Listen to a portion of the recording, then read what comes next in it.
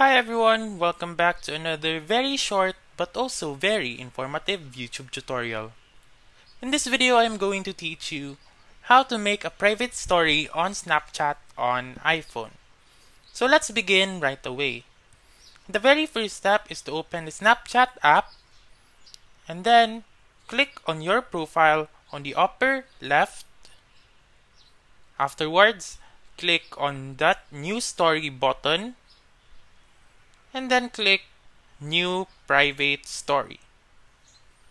And then choose your participants and then create story. Afterwards, you should name your story and then click Done.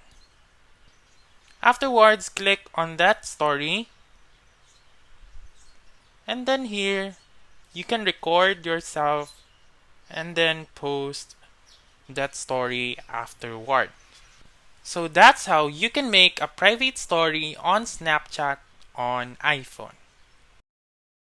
So that's all for this video. Let me know in the comments section if this works out for you. For more helpful tutorials like this, please subscribe to our channel and don't forget to click that notification bell. Thank you for watching and have a wonderful day.